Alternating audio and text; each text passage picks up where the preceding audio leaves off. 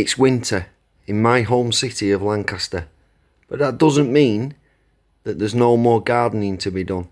There's still things you can do in months like January.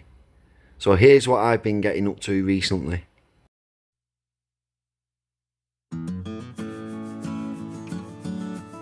Any pots you've got with spring bulbs in, the spring bulbs might be showing now, just like mine are there. So what you should be doing is taking away any weeds. I mean, I'd like to think you don't have as many weeds on your pots as I do. I've just been lazy.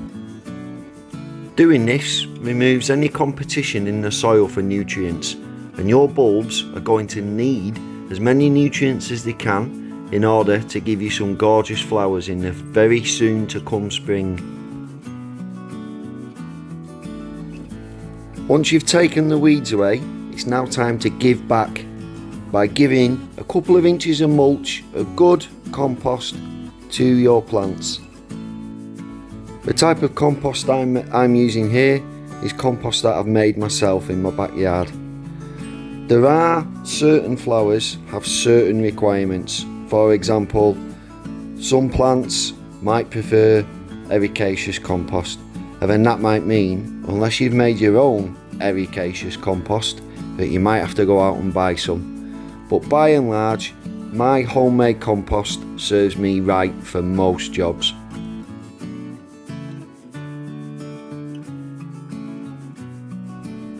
It isn't set in stone that this particular next job has to be done in January, it's just when I'm choosing to do it. Some of you, if you're more organised than me, you may have done this a couple of months ago. I'm cutting off the runners, which I'm propagating, from 3 or 4 strawberry plants which are in that tall beige tub behind all the smaller pots on the floor.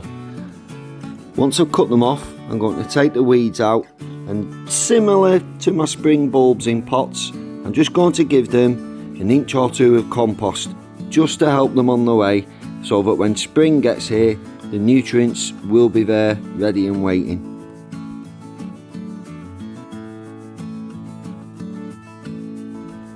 The next job is to get rid of any rotting, decaying, dead plant material from clump forming perennials, because in the middle of that clump, where you can see a couple of green leaves coming out from, that's where the shoots will be forming, which in spring will continue to grow and the plant will grow.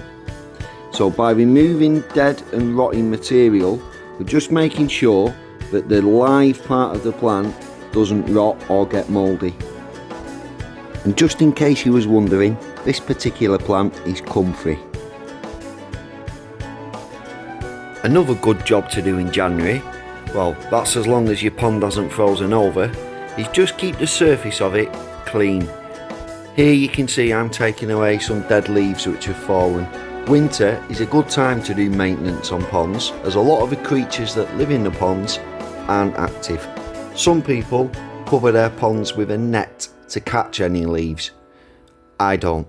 I like to leave it open so that the animals that do use it can get easy access to and from the pond. You might notice towards the front edge of the pond there's a plank coming up out of the water. That's a little ramp that we've put in just in case any mammals get in there. They've got a way they can escape and get back out again. Taking these leaves off just prevents a thick sludge forming in the bottom of the pond. Your brassicas will really thank you if you remove all the lower dying yellow leaves. This does a couple of things. It will get rid of habitats for pests which are going to eat your plants. If you notice, you might see a few holes in those leaves on my Brussels sprouts there. And also it allows light and air into and around your plants, which can circulate and keep down things like mould. If you're growing Brussels sprouts like I am, a really good idea is to stake each plant individually. Brussels sprouts don't have the deepest of roots, they're fairly shallow rooting, and in the winter, as you know, we often get bad, stormy, windy weather. So by staking them, you're just going to make sure that they don't fall over. And all the painstaking months of tender love and care you've been giving your Brussels sprout plants aren't for nothing.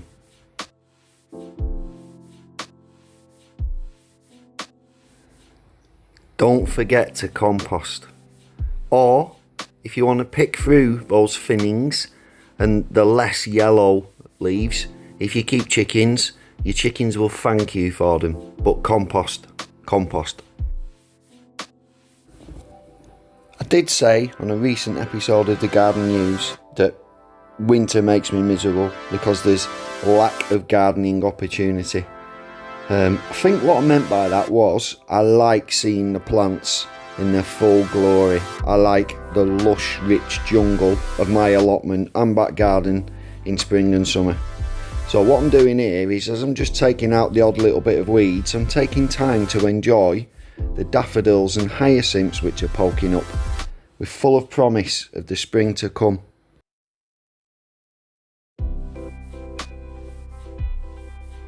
If you're overwintering any alliums, like leeks, garlics or onions, don't forget they need weeding too. You're just removing the competition.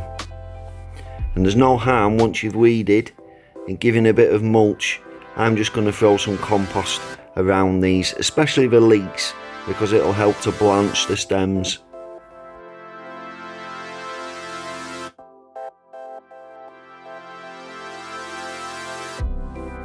Winter is a cracking time to do those maintenance and repair jobs which you've been putting off. So on this particular raised bed, I'm just going to replace the cardboard, half of which has rotted away and half of which has blown away in the bad weather that we've had so far. We put this cardboard on around about September time, and just before we finished it off with the cardboard, we did add a load of manure. So I don't really need to add anything else to the soil. I'm just going to cover it so that it doesn't get a load of weed seeds blown in. Speaking of weeding, I've still got plenty of weeding to do at my allotment.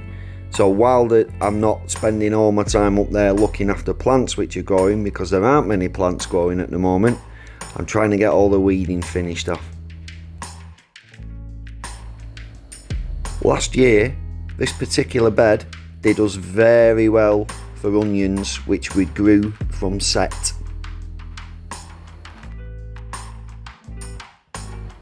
Now, because the last thing I had in this bed was onions, which I class as roots, I'm going to use my RLBS, or Really Love Brilliant Soil, crop rotation method. So after these, the next thing we will plant into this bed in the coming spring will be legumes. I'll put a card on screen so you can click and watch my RLBS crop rotation system.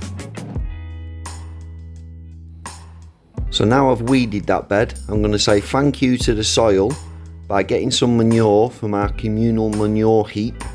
I'm just going to add a few inches of manure onto that soil and just freshen it up, replace some of the nutrients that we've taken out of it.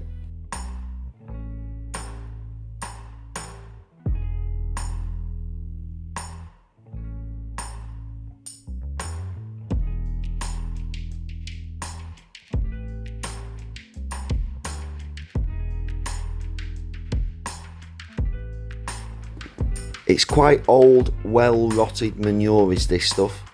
There's two different areas of my allotment site where we can get manure from, and the one closest to me, there's hardly any left. So I got the stuff that was on the floor, if you will, that had been underneath the large piles. So it's been there for quite a long time. It's fairly important that the manure I'm using is really old and well rotted, because when you're planting legumes, it's not the best thing to use fresh manure before you plant things like peas and beans. But old, well rotted manure, I should be alright with this. In fact, I know I'll be alright with this because that's what we use. We've used it before.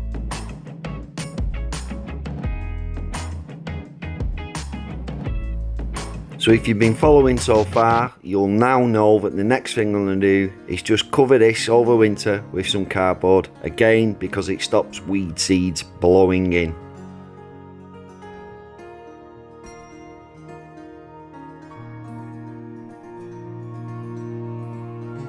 I always like to make a point of making sure that I leave my allotment with something that I can take home and eat and cook with, because after all, it's a really good way of reminding myself that that's the reason that we spend hours and hours up there looking after it, weeding it, doing all the boring stuff. This is the payback right here. So I'm picking some kale. We've got loads of kale plants up there. So if, like us, you grow more rhubarb than you know what to do with, here's a good little trick that our Claire's done. We've got a demijohn, and we had all this soaking in a demijohn with what, a full bag of sugar? Half a bag of sugar. Half a bag of sugar, right? It's been in, what would you say, about a couple of months?